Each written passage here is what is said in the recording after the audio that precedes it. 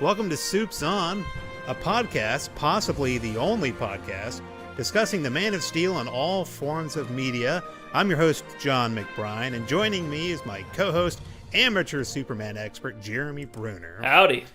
So, Jeremy, what are we doing here? What is Supes On? Well, one thing that you may have heard, or I know you've heard, and many of our listeners, or listener maybe, might have heard, is Superman's boring. I don't like him. He's too powerful. He's just boring. Yeah, Superman has been widely considered to be boring as shit. Yes. By the populace of the Earth. So we're here to look at Superman in all forms of media and decide whether or not that's true. And you know what? We'll tell you up front, we disagree. We are Superman fans. I might shock you to find that the two people hosting a podcast about Superman are fans. Are fond of the last son of Krypton. I know. So here's how this is going to work. We're going to discuss Superman and whatever we choose to review each week, and we'll kind of break it down to you, whether or not what we watch helped you along your Superman journey or kind of set you back. Yeah, whether or not, basically, if somebody's watching that who thinks Superman's boring, whether that's confirming their opinion, right, or helping to change their mind. Like if you have a friend that you always hear them say, Superman's stupid, I hate him, he's bullshit, we're going to show you what to show them as far as to kind of persuade them. And we may be able to help you persuade your friends to do other things, non-Superman related. That's for another time. Yes, that'll be our alternate podcast. Our alternate manipulation of the mind podcast. So we said all forms of media, but I've seen those other podcasts. They're already talking about comics and movies. Oh, well, they like to brag about their ability to read. Well, literacy be damned. We watch movies, radio podcasts. We do read comics. Yeah, we may even review some of these Superman novels that are very hard to find and almost non-existent. If you know about any actual Superman novel that's worth the read, if you're a one fan, we could have somebody listening to us live as we record this. If you're my downstairs neighbor and you happen to have a Superman novel collection, bring it up. Yeah, and keep it down. We're trying to record a podcast up here. So how's this going to work? So we're going to decide if something's boring or not. So that's the name of the podcast is Supes On. And so if we decide that, hey, you know what? Superman was on. This is proving he is not boring. We'll declare it Supes On. But if it's helping reinforce that stereotype, which sadly some writers and some media have done, it will be Supes Off. That's right. And hopefully today's adventure will be Supes On. But you got to listen to the podcast to find out. But we're going to go through a couple of things to get to that point, to help you along as well for those following along with us. I know there's going to be so many. Yes. So, the majority of this podcast is going to be us discussing whatever it is we're reviewing. That's going to be going over sort of our likes, our dislikes, and all that. But we're going to kick off each episode with talking about a drinking game. And basically what that's going to be is you can start listening to the podcast, and if you haven't read or done that or whatever, you can listen to our suggestion for a drinking game and follow along at home and maybe have a little bit more fun than you normally would have. That's right. The drinking game is designed to either help you have more fun with your enjoyment, with your experience, or to kind of help you grin and bear. Because some of these things, goddamn, you need a fucking bottle with you. That is true. Not all of these are great. That is true. So some of the other things we'll be talking about each time is, we'll be talking about like which power Superman used, but also, did he actually use them efficiently, or was he kind of wasting time? Yeah, because Superman from time to time will just kind of throw shit around. Yeah, for no real reason, or bust through a wall when there was a door right next to it. Which is just rude. Yes, it is. We'll also provide some interesting facts or stats that, realistically, we probably looked up on IMDb or Wikipedia or read in a Superman book. And that is a Supes On mystery that will... I'll deny it to my grave. Yes. We did extensive research by interviewing everybody involved in the making of these shows and comics. Jeremy, you are an amateur Superman expert after all. That is true. I have read a couple of books on the history of DC, which I'd say that makes me a pretty good amateur expert. And speaking of history, I think Superman started around World War II kind of times. The world was at war. Well, and Europe was at war. Europe It was at war. before America joined, so it wasn't really a world war yet. Okay, but I think we need to go deeper into the Look, history. this isn't a history podcast, John. Oh. So we're gonna move on. Well, you can also. That's what gives us the right to do this podcast. We know where to draw the line. Exactly. That and the fact that the internet's made it possible for anybody to do one. That's right. What qualifies us to do a podcast? We breathe air. That's what qualifies us. That's right.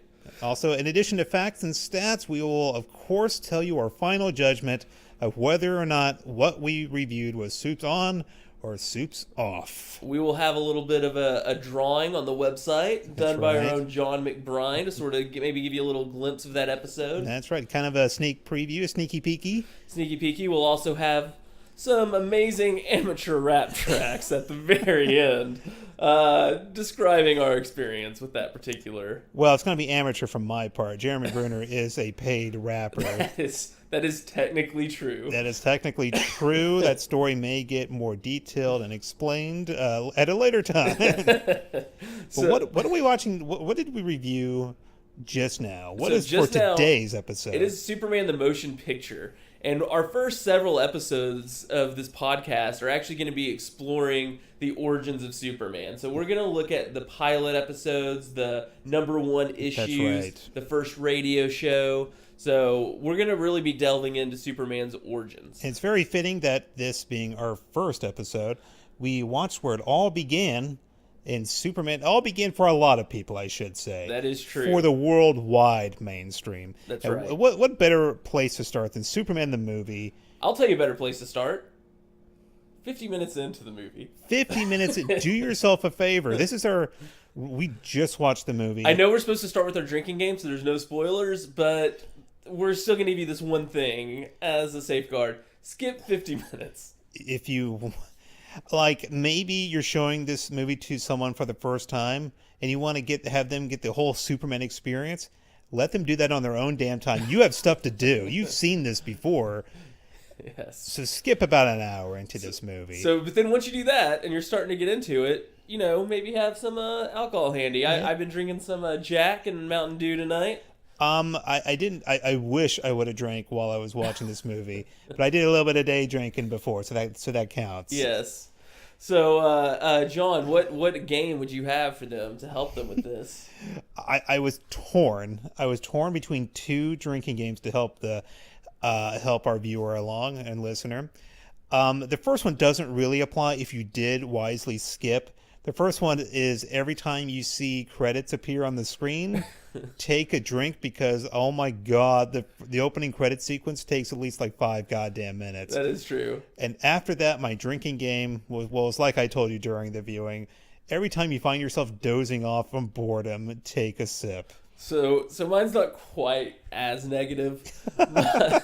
Mine is every time Lois and Clark or Lois and Superman are just flirting with each other, and you're impressed with their on-screen chemistry. Yeah, Christopher Reeve and Margot Kidder. I mean, I haven't heard anything like that. I never read a rumor, but they boned. I mean, they had such good chemistry in this. They had to have done it. So if you haven't seen it, go watch it, drink it during that time, and then once you recover from your stupor, rate us 5 stars on iTunes. That's right. You can find us all over the internet. That's right.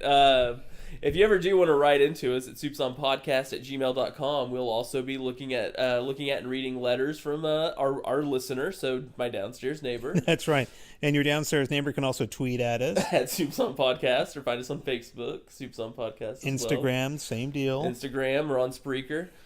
So let's get into it. So, yeah. John, tell us, what is Superman the Motion Picture? Let's see, Superman the Motion Picture. Okay, so this, of course, is the famous movie adaptation. This is like the first real, like, honest-to-goodness movie for Superman, directed by, of course, Richard Donner.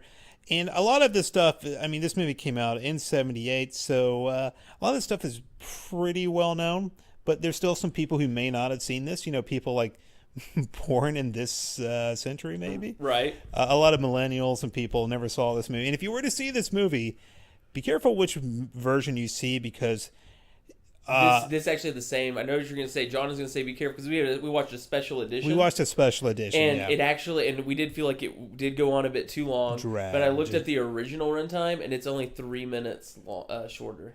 Really? Yeah, so it's basically the same.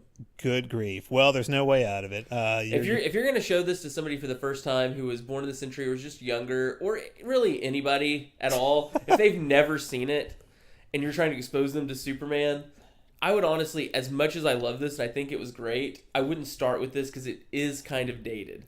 Very much so dated. There are scenes, I mean, really, like we said, skip ahead the 50 minutes, but if you actually start with it where it's Clark coming in at the Daily Planet, and you just watch from then on, and maybe, I don't know, really you could watch from then on, it'd be a fine movie. Yeah, it would be fine. Clark's first day at the planet. Start with Clark's first day at the planet. That's all you need. I did enjoy how this is a very, very much a 70s movie, and I enjoy that they just let it be at the time present day. Yes. Superman. I mean, it was I kind of enjoyed that the people around there were very 70s. You had a guy when Superman was making one of his first appearances, saving people. He changes his outfit in front of this one guy, and the guy's like, "That's a bad outfit, man." I love he couldn't be more 70s. Yeah. So it is a bit dated, but it's fun to see everybody be all super goofy. In fact, I'm surprised Superman didn't have bell bottoms. That would be, he could be groovy man. He could be a groovy man. But I think we need to, before we get too deep into this, we need to address something. If you haven't skipped the first 15 minutes, there's something very important that happens at the very beginning of this movie. It starts in this black and white. So it starts in black and white, and it's theater. Yes. Right? And it has like this picture of like this child opening up a issue of Action Comics. Not Action Comics #1. Just some random issue of Action Comics back in the day. And it's like there are some words on the screen that says Superman appeared in 1938, blah, blah, blah. And then it kind of alludes to that this is all in the imagination of a boy in 1938. Which you know it might explain why this boy in 1938 was like, it'd be awesome if Superman could just go back in time. Maybe that's why Superman has time travel powers here. So the Superman may just be a figment of some child's imagination at this point. Yes. Like the whole series of movies just gets so questionable after this one moment. And so we get into some really good, I think, sci-fi. Yeah. I think the very beginning is very strange, though. It's very 70s sci-fi. It's very Twilight Zone reminiscent. Like, I really felt like with the way the aliens acted, I was watching an episode of Twilight Zone. Right. And you get to see Marlon Brando sort of just... I mean, he's Marlon Brando, but I'm not seeing anything that's very just like... I mean, it's not like it's amazing work or anything. I mean, he does a great job, but it's not groundbreaking. No. Really, what's groundbreaking, to be honest, is the sets and the costumes. They created an alien world. They really did. I mean, it looks cheesy by today's standards. Right. Of course. But imagine seeing this for like the first time in 1978. It would have been incredible. Right. This is like a golden time for like sci-fi. Yeah, if you're showing this movie, if you find yourself back in 1978 and you're showing this movie to somebody for the first time, watch all of it. Do not skip ahead because they will love it. And it's the 70s. You really have nothing else to do. Yeah. You can't just be on your phone. This is why the movie was so long. You had to have something to do. Exactly. Because after that, it's like, well, fuck, I guess we just go. I did like in this one, because we've watched a lot of these origin stories and stuff here recently, and in this one I did like that Jor-El was a brilliant scientist. He was the only person who realized that what the results meant. All the rest of the council disagreed with him, and he just was like, hey, you know what? We gotta do something. What I did find interesting, though, was that the council didn't tell him he couldn't leave the planet. Yeah. And he just goes, I swear neither me nor my wife will leave this planet. Like setting it up so he can send his son through a loophole. But he created that. They didn't say you can't leave the planet. It's like he just didn't want to go. He's like, I'm not ready to be a dad. He's such a deadbeat dad. That's the one. There's a few constants. Throughout all the work. Throughout all of Superman, it's that Jor-El doesn't want to take care of Clark. Does not want to take care of Kal-El. I did also like on that one where the only thing that's in color is Superman's blanket. That's right, and they had those light up clothes. Yeah, like everything was in black and white, and the white was like it was a white light emanating luminescent, very luminescent. And I thought that would be so great to have. I would love to have one of those outfits that just glow and just walk into a movie theater. Imagine how hard it'd be to fall asleep on that planet. I think they just don't. I really think they just don't sleep. Maybe so. I don't know. But so Marlon Brando as Jor-El here, he just decides world's going to end. I'm going to send my baby away. It's all very vague because they kind of just... It's weird because they're sort of rushing through things, but they're taking their time at the same time. A lot of it, to me, it's like, you all know the Superman story by now. You all saw the serials and shit. You all saw Superman versus like the Spider-Woman or whatever. You've all been watching The Adventures of Superman with George Reeves. Yeah, so we're not going to explain too much here. So Kal-El gets sent, little baby Kal-El. Yeah. Gets sent in the rocket, which... This spiky rocket. This spiky rocket that does break up into a normal-looking rocket upon entry into Earth. And it's funny, the rest of the Kryptonian Council was just like, we better go catch Jor-El. Yeah. Just in case he starts some shit. Yeah. One thing they did tell him to do, they didn't tell him not to leave the planet. They did tell him, don't create an atmosphere of fear and panic. Which he doesn't. It's really when they send like the hooded assassin, bargain basement stormtrooper, the guy with like 2 dots for eyes. So here you go, pal. All the money went to Brando, and just to pay him to be here, we have no money left over for costume design. So they send out this fucking bullshit stormtrooper after him, and then Jor-El's like, I better send baby Cal on his way. Yeah, and at some point during this time, he found the time to record 3 years worth of audio tape to apparently just play. Or maybe, you know what, maybe it was only like a few hours on a loop or something. Oh, but, and Jor-El knows all there is to know about Earth's history. Yes, and Krypton's history. He talks about both. And he says, so like, baby Cal is just sent in this rocket, right? Yeah. And he's hearing Jor-El's voice tell him like, Einstein's theory of relativity does this. Like, okay. Fine. And then later on he sees him and he's like, you're not going to remember me or anything I've said. I was wasting my time when I was recording those messages. Seems like... Now that you're 18 on Earth, you would realize... I did like the little random thing where later on in the movie where Clark says something about Jor-El says something about a 28-hour day and he's like 24 here on Earth. He's like, oh yes, okay. Oh, okay. Like, it's just so minor, but I really like that. I mean, it's just one of these things like, by the way, I'm an alien. Yeah. And your time is weird to me. Exactly. So, Cal's rocket lands in Smallville. Yeah. And Ma and Pa find it. Ma and Pa, they get the flat tire. They find the rocket. And just like another commonality we've seen through a lot of these, Ma instantly wanting to adopt the baby. Mm-hmm. Pa also not really wanting to raise... Poor Cal. Nobody wants to raise baby Clark. Except for Ma Kent. And Laura. Laura always wants him to be fine, and then Ma. Yeah, that's true. Yeah. I do like how Clark is named after Martha's. I like that. Yeah, Martha's Clark. maiden name. I like that. It's very. What I don't like is the uncomfortable naked boy scene. We're 2 grown men on the couch watching this. I mean, if someone were to walk in at that exact moment, and there's alcohol present too. And you're taking photos with your phone. And Jeremy, I just wish you didn't pause the movie so much. Yeah, I know. Yeah, it is. It's very odd to see that. It's such a common thing in some of those old movies from the 70s and 60s where they would show babies like completely nude. Nowadays, it's just does not happen. Thankfully so. Yeah. That is so weird and uncomfortable. Yeah. So after we get through the baby nudity, then we fast forward to Clark as a teenager. Yeah. And we did have the amazing scene of him as a child lifting the truck, and that was a very nice scene. Yeah, I mean, a lot of classic Superman stuff is happening for here. sure. And then we have teenage Clark, and we have one thing that we don't have very often. Yeah, this is a strange anomaly. Very strange. You will not hear us say this very often. This is maybe the one time. I liked Lana in this episode. She seemed like a nice young lady. It wasn't just, I mean, Lana seemed nice. It wasn't just that she was tolerable. She seemed like I wanted to see more of Lana. I know. I wanted more Lana.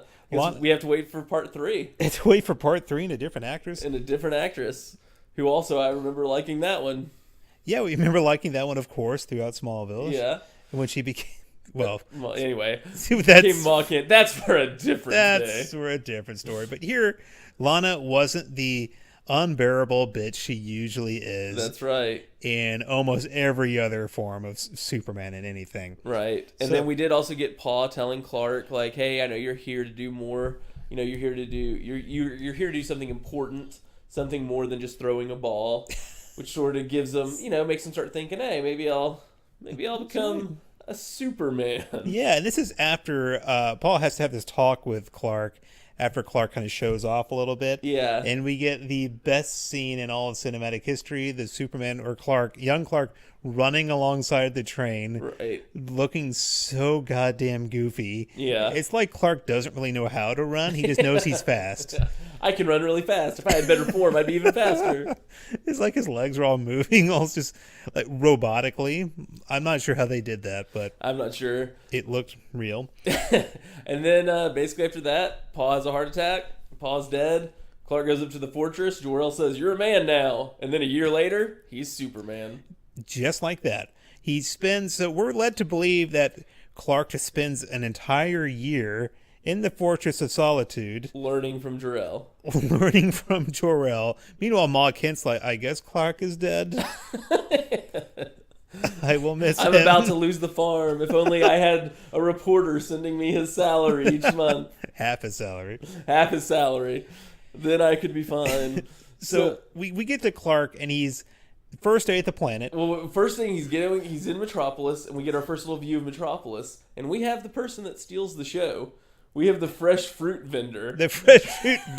Who's like, fresh fruit, get them while they're hot. Here, take a tomato. Take a tomato. It's a fruit. Why won't anyone believe me? It's a fruit. It has seeds. I just love that. And then later we get the fresh fruit vendor catching someone trying to steal one of his tomatoes. I just really like that character. The fruit vendor has like his own story going on, which is what I loved about the people. It felt like a real city. It really felt alive. Yes. Very 70s, but alive. And that's what I liked about it. I have a question for you, John. So Clark spends a year in the fortress. So many people dying while he's in the fortress. Could have been saved. And he's been raised on a farm. Mm-hmm. How did he get a job as a reporter? Well, as he talks to Perry White, and I love Perry White in this. Yeah, he's good. I really think, of all the Perry Whites we've seen, I think this has got to be my favorite Perry White in the movie that we just watched. But Perry White, he just kind of mentions it's almost like a throwaway line that Clark types really fast. Yeah. Clark is a fast typist. That's how he got his job. So instead of becoming secretary, he's a reporter. Or stenographer, really. Yeah. Naturally, he becomes a reporter. Right. And is immediately given Lois's beat. Lois, Pulitzer Prize winning Lois Lane here. Who once saw a boy running really fast next to a train. Yeah. And yeah, she forgot about that shit. And aged really quickly. And aged super quickly. But anyway, yeah, so she's been on the city beat. Now it's given to Clark. And Christopher Reeve just set the standard here for being Clark. Oh, so amazing. Spectacular. Indeed. I mean, when people think of Clark Kent, this is Clark Kent. It is. The absolute best. Christopher Reeve's Superman, I like it a lot, but his Clark is just amazing. His Clark is phenomenal. It's what makes this movie. And it's super believable because he's been acting like kind of like a dork ever since high school because he has to like tone it down. He knows he used this. to be worried that people were going to come take him away and experiment on him. And probe him. Why'd you have to go there, John? In my fan fiction, there's a lot of probing. We've all read your fan fiction. Me and my downstairs neighbor have both read your fan fiction. Well, you've not tweeted at me once. There's a reason. There is a reason. So he gets hired on. Now he's a reporter. And we get to see a lot of Clark Kent as a reporter. And by that I mean nothing. We see him being a reporter never. Not once in this movie. We just know. Do anything as a reporter. Here's what we know. He types fast and he has a job as a reporter. Yes. That is it. That's where the information stops. Yes. We just know he has a boner for Lois. That's it. Instantly attracted to Lois. Instant hard-on for Lois. He just knows he's got to get that. And so then we get our first real appearance of Superman that evening. Lois gets on a helicopter. It starts to crash. Superman catches her, catches the copter. Then, in that catching him, the way he describes it to Jor-El it's like an addict describing using a drug for the first time. Yeah. He's just like, I just loved it. And he goes, he catches Lois, he catches the copter, he runs, flies off, he sees a burglar, turns the burglar in, gives a smart ass line to the cop. Oh, you like to hear confessions? This guy'd like to confess. Yeah. Then, there's a shootout. I'm going to go drop the boat off in front of the police station. What, this little girl has a cat in a tree. I better save it. Hilarious, though, when he so he does all this amazing stuff, and he does like the classic, Boy Scout thing to do. Yeah. He saves the kitty stuck in the tree, gives it to the little girl. A little girl rushes inside, and we overhear her say, "Mommy, this man flew down, and he saved my kitty. He saved Frisky."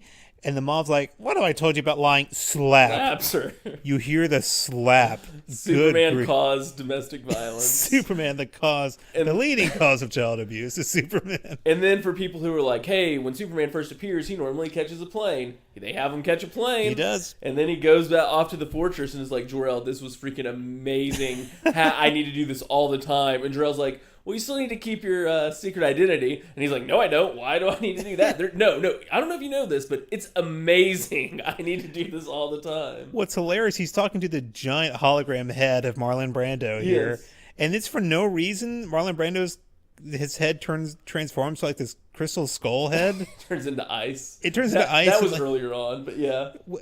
I'm like, why does this happen?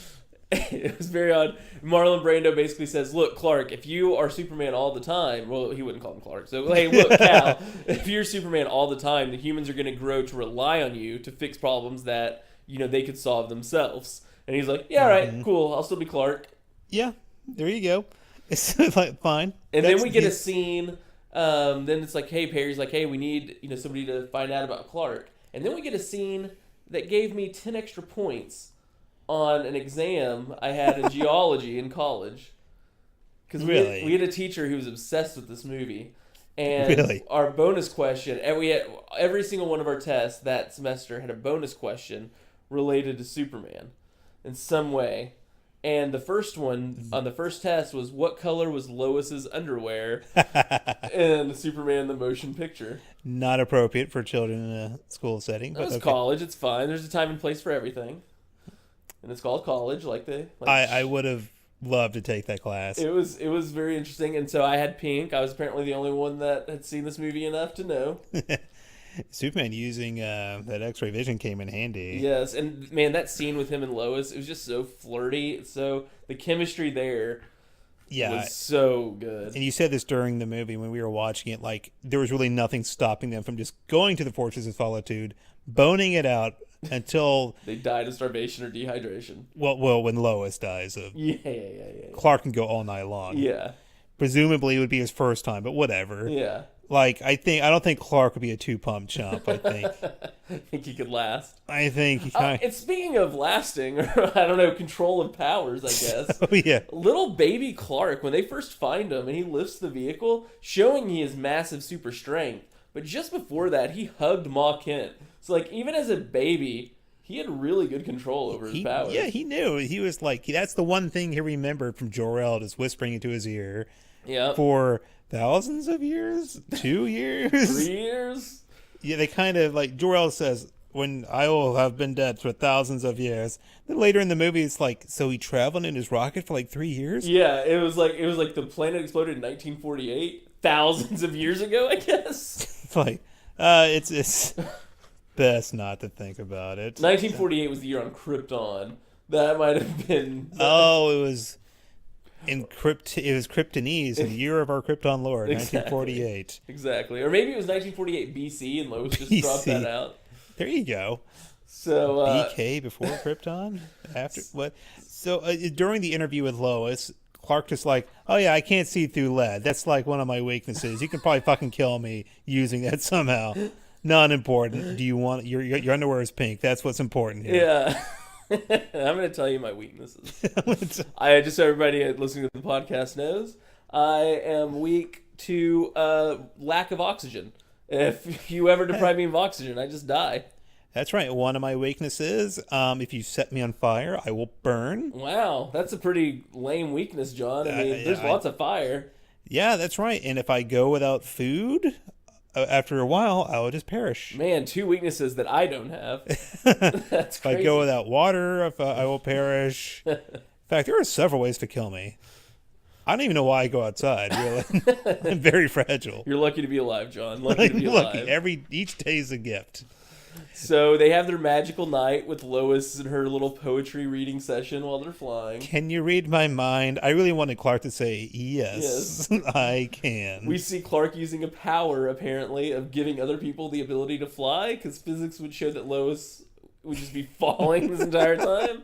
But anyway, it's fine. It's movie magic. We like it. I believe the man could fly. I believe Lois could fly. I believe several people can fly now. Clark can just share his powers, apparently. So then after that, we get into the Lex Luthor thing, where Lex... I enjoy Gene Hackman's performance. It may be not the classic Lex. I know, it kind of depends, because there's been a lot of different Lexes here. Yeah. But when I think of Lex Luthor, as great as Gene Hackman is, I don't think of Gene Hackman. Yeah. I really don't. No, I don't either. Think of Michael Rosenbaum. Well, for life. For life. For life. But yeah, this Lex, he's buying up real estate, because real estate schemes are what Lex Luthor's best known for in movies for some reason. I know, it's like a reasonable thing to do. It's just that never do you hear about in the comics or anywhere else real estate. It's like in the comics and cartoons, he has like a giant robot or something. Right. And in the movies, like, I want to buy land. I want to buy land. Can you imagine a kid watching this, how fucking let down you are? What's Lex going to do? Is he going to use some sort of kryptonite ray on Superman and try to take over Metropolis? Yeah. Nah, he's buying some land. He's wisely buying land that he knows is going to be valuable later. Yep. And the reason why it's going to be valuable is because he plans on blowing up half of California. And sinking it into the ocean. I liked Otis in this. I did too. And there's like a sort of a trope in movies, it seems. Like, if you are first introduced to a henchman and they are just eating and being gluttonous, you know they're going to be the comedic relief. Right. And that is our first scene of Otis, just eating with both hands, walking across the street. You know, can I change my drinking game? Every time you see Otis eat, you take a drink. That would be a good one. There you go. One that's not so pessimistic. So the person who started listening to this and decided, I'm not going to do the drinking game. And then they're like, man, I missed out on that drinking game thing. I should have done that. Now's your chance. Go back. So we're advising people to skip 50 minutes ahead in the movie and about 30 minutes in the podcast. I don't know how they would know this. Tell a friend. But just like us on iTunes. Rate us highly. That's all we want. Exactly. So the whole Lex Luthor scheme is very interesting. I don't understand why. Like, I understand why Otis works for him. He goes out and does little random shit. Yeah. But like Miss Tessenbacher, I think is Tessmacher. I just all she's there for is to look sexy. Which is, I mean, if I was a megalomaniac villain, I might, do that as well. But I guess she was like really sexy for 1978. Yeah. I mean, it's not like she looked bad or anything, but she looked pretty good. I mean, if I'm Lex Luthor, and that's probably the only thing I can get. Honestly, someone dumb enough to just... And Tessmacher, she was portrayed as being kind of ditzy in here. Yeah. I guess Lex has her around just as his fuck thing. His piece of sex he just keeps around. I guess, but it almost seemed like he was too scared to really make a move on her. Which is an interesting wrinkle in Lex's character. He's this diabolical madman. He boasts of his genius, but he can't really seal the deal with Miss Tessmacher. The girl he's paying to be there. Or maybe... And you know what? Really, maybe she's a mechanic or an engineer, because she does a pretty good job dismantling that missile. True. She is portrayed as being ditzy, but she knows her shit when it comes to missiles. Yeah. Like weapons of mass destruction. That's her specialty. So they do have a couple scenes. They have Lex rearrange some rockets, basically, so that way it can destroy the fault line in California, make his property he built the new coastline, have Otisburg and Lutherville. I want to live in Otisburg. And then he also sets the other missile to go off in Hackensack, New Jersey. Never explained why, ever. He just despises Hackensack, Jersey for some reason. I really hope that's an inside joke on, I guess maybe the Salkins or whoever wrote the script, that they just hated Hackensack. Yeah, I would have to... There's a lot of mystery surrounding this motion picture. So when Lex does discover that kryptonite will hurt Superman, how? Because he's a genius. He read it in a book. He deduced it from information that came from a book. He deduced it from information, which I thought was very, very cool that he would just be able to figure that out. Yeah. Because a lot of it, because things Lex was doing in this movie seemed realistic. Yeah. It seemed like something, if you were smart enough, you could actually handle this. Yeah, it's pretty genius. Pretty impressive how you could just invite Superman to his secret lair. Yeah. And he almost beats him. Yeah.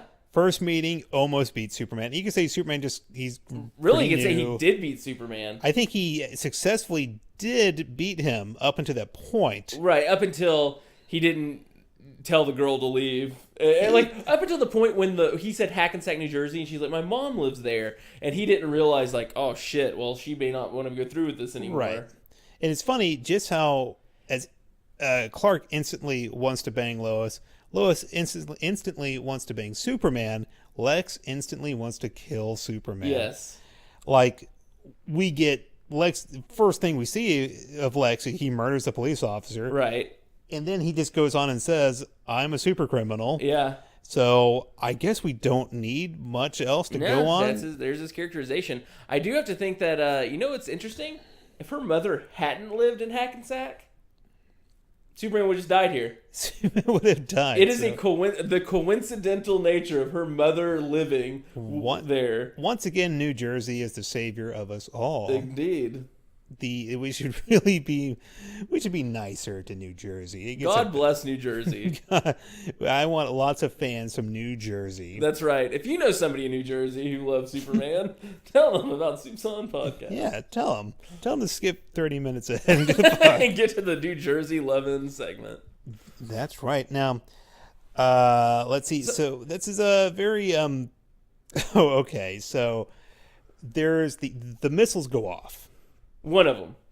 One of the missiles goes He stops off. the one from hitting Hackensack. Hackensack is safe. Hackensack is safe. Thank Superman. Thank Superman. He's the one who did it. My new god is Superman. But the one that hit San Andreas? San Andreas fault? Not so lucky. Not so lucky. And whoever, Jimmy was kind of lucky. Jimmy got lucky. Lots of people got lucky because Clark was able to save them after restoring the fault line, which, that's fine. Strength, whatever. Okay. But I know there had to have been people he missed. So there's definitely some... There was one person, very important person that he missed at first. And that's Lois. And so Lois doesn't make it. Lois, she bites the dust. She bites literally, like dirt, dust, dirt, rocks. everything. And that sort of makes Superman slightly angry, I'd say. A little miffed. A little miffed. And that causes him to use a power that he doesn't normally have. And let's use that to transition, and we'll get back into this. Let's talk about the powers he used. All right, so powers used. This is pretty easy to break down. Yeah. Super strength, yes. Obviously. Flight. Flight, X-ray vision, pink underwear. Yeah, super speed. Super speed, super hearing. Super hearing. I didn't see any heat vision. There's no heat vision, no ice breath. Ice breath being my favorite power. I don't think any microscopic vision. There's no specific use of that. Invulnerability. Invulnerability, and of course, time travel. Time travel, which is really just super speed here. Right, but he very much so violates the Prime Directive. They even have Jor-El yelling at him like, "This is forbidden! This is forbidden! You can't do this!" And so, like, spoiler alert for Smallville. In Smallville, like, Lana dies, and he travels back in time to save Lana, and there's consequences. His father dies instead. Right. Zero consequences for Clark here. Superman can control and alter destinies of the entire planet. To his whim, yes. at his whim. And I wonder if Superman saved any of the other people he missed. No, just Lois. Nope. The potentially millions that died. Just Lois. Just Lois. Which that's fine. It's it's his gal. Then he goes and takes Lex over to the jail. The warden says, "You're making this country great, Superman." And that's what we were really waiting on. Superman's like, yes, I'm validated. I'm validated by this prison warden. This random prison warden said I'm doing a great job. So he time travels, and I really wanted there to be a disclaimer on the screen that says, "Please don't learn science from Superman," because this is no way. And you have the. And well, you question: are there two Supermans? Yeah, now don't do time travel. Not even once. Like if you're a writer out there, just please listen. Don't do time travel unless you really plan it out and do your research. Yeah, unlike Superman the movie, where it's like, yeah, he saves Lois. Yeah, exactly. So all right, he doesn't destroy the planet by reversing its orbit or anything. It's fine. Exactly, it's fine. Now, I wanted to ask a question here. Let's complete breaking down the powers here. Okay. So we listed the powers. In the time travel thing, brings us right to efficiency of efficiency of powers used. Okay. I think we were doing good up until the time travel when he played God. Yeah. I think that's not really a responsible use of your time travel powers. Yeah. It's year one. Yeah. So give him a break. We'll cut Superman a little bit of slack for not understanding the full magnitude of his godlike powers that can control life and death. I would like to point out an inefficient use. When Lex is inviting him in and he's got the little thing going and he drills down through the street into the thing. Yes. There's literally a manhole cover in the background of that scene in the street. Yeah. He did not have to cause that much damage to city property. He decided, someone will pay for this. I have a question here. All right. Related to the time travel scenes. Well, not really the time travel scene, but the second nuke that goes off, like the second rocket or missile. Well, there's only one nuke that goes off. Well, there's only one nuke that goes off. Well, two that go off, but one in space, so it's fine. The one on Earth that goes off, killing so many people. And this is kind of, I guess, a sneak preview for a future review. But what would you say the death toll is? Is it bigger in Superman the movie or in Man of Steel? Just real quick. No, I think the death toll is much smaller here for sure because the nuke actually was shown going underground and going off in the fault. So I don't even think there'd be any radiation fallout or anything. I don't think the nuke itself killed anybody in this. Really? It's just the earthquake that would have killed people. Because the nuke was even shown detonating underground, and then the smoke came up. Yes, that's true. But I think it would be fine because it was in the middle of the desert. Like Lex said, no one lives out there. That's why he was able to buy it out so cheap. There you go. Well, suck it, Man of Steel, I guess. Yeah, you still get the highest death count. You still get the highest death count. You're not getting away from that. Exactly. So I do have an interesting, moving on to like a little fact and stats thing. So here's a little interesting thing. So we talked earlier about Teenage Clark. What's an interesting little fact was the actor who played there, they liked him and they liked all of his scenes, but they felt that his voice sounded too different from Christopher Reeves and that people wouldn't believe it was the same person. So they actually redubbed all of his lines with Christopher Reeves saying them. So the actor you see playing Teenage Superman is not heard at all in this movie. I just want to hear his natural voice. Well, gee, Lana, I don't know about this. Or maybe it's like, sounds better than Christopher Reeves. Well, gee, Lana, I don't know if we can... I was like, Ma, Pa's dead. Ma, I think Paul's dead. He would have sounded more like Southern, I guess. Yeah. Which is kinda, sorta. But what other facts and or stats do you have? What other facts are that? So Marlon Brando was paid $14 million for 10 days worth of work on this. And they filmed Superman 1 and 2 together. They were filming them together. Which explains the Zod scene and all at the beginning. And and just speaking of that Zod scene, you know what would have been a really great way to show ramifications? If him traveling back in time was what it showed that setting Zod and them free. Some type of circumstance instead of just happenstance. Yeah. That sets Zod free. Yeah, but anyway, so they were filming it together, but Marlon Brando was very mad because he felt that he deserved a bigger cut of the profits. And he actually sued the producers, the Salkins, and because of that, they cut all of his scenes from Superman 2 that he had already filmed. You can see some of them in the 2006 Superman Returns because they did use some of them in that, but...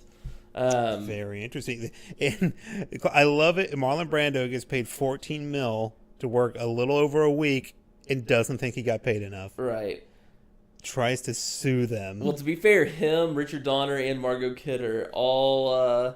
had problems with those producers, so like maybe there was something up with it. You never know. Hey, let's not discount Marlon Brando just yet here, you know what I mean? Right. He was fighting for the people. Yes, he was fighting for the people who were only paid $14 million.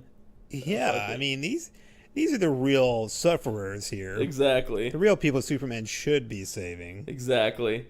So I'd say it's about time to give our overall review. Do you feel that this was Supes on, or do you feel it was Supes off? I very much think this was Supes on. All right, I'm giving 2 reviews. In 1978, this was 100% Supes on. Introducing this now to somebody using Superman, I think it's Supes off. I feel like it's slightly too dated for a newcomer. Well, the thing is, like, this is the classic Superman. Oh, overall, for how Superman did, definitely Supes on. I mean, it helped Superman a ton. Yeah, I mean, because when you watch this movie, as corny as it is, when Superman saved someone, you feel good. You do. You just feel good. I don't really get a whole lot of that out of the recent Superman movies, which we'll go into further detail for their individual and respective reviews. But I think this is very much Supes on. You get all the classic Superman things, except you have to enjoy responsibly. Yeah, like I said, definitely Supes on for me as well. For when it came out and for what it did at the time, right. But I would not show it to somebody now. Right. I think it's the same thing as, you know, you can get somebody's grandpa could say, well, like the old black and white ones were the real classic. You should be I kind of like Adventures of Superman. That held up in my opinion. Old fuck. I know. That's me. I just don't like this newfangled Christopher Reeve. This newfangled Christopher Reeve. It'll never make any money. Yeah. Definitely never will play Superman again. This will be the end of Superman right here. It'll kill Superman. Nah, that's Doomsday.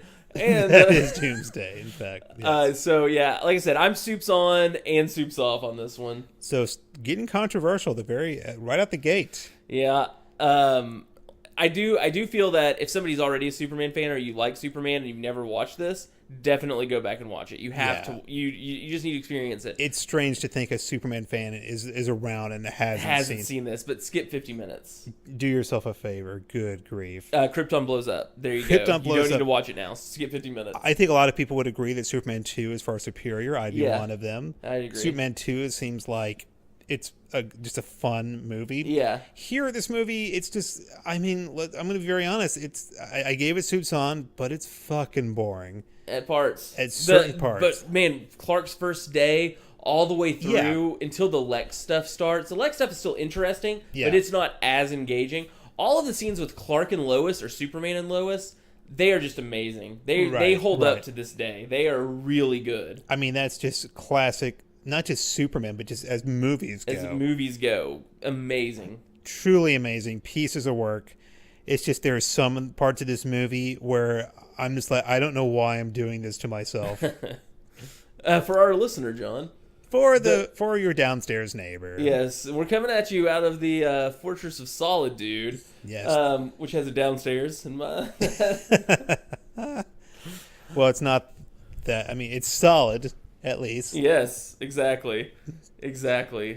So do stay tuned because we do have a diss track coming up, a little rap track for you about this. Yeah. And do let us know next week. We'll be talking with our friend Justin about the Superman radio show, the very first one from the early 40s. That's right. Our pal Justin comes up. He's sort of like how Jimmy is Superman's pal. Justin is our pal. Exactly. And so thanks for joining us. Let us know what you thought. You can email us at supesonpodcast@gmail.com. Find us on Twitter, Facebook, or Instagram, supesonpodcast. Check out supesonpodcast.com, the website. You can hear a little blog, and you might actually find out this wasn't really our first episode. You might see a little bonus of our pilot that we decided not to release. Only one way to find out. Yes. All right, well, thank you, everybody. Now, please enjoy this diss track. Skip ahead 50 minutes. Skip 50 minutes. Skip past Krypton. Jor-El says Krypton. But trust me, you won't be missing anything relevant or interesting. Get to what makes this great, because the best parts start way too late. Reeves, Clark, beyond spectacular. Can't even describe his Supes. Don't have the vernacular. First night out was a major success. Saved Lois, caught a copter, saved pilots in distress, saved a cat, stopped a burglar. To top it off, he went even further, stopped a criminal on a boat, and he didn't even gloat. But don't forget, when you watch, the Krypton scenes were a total botch. So, skip ahead 50 minutes. Skip 50 minutes.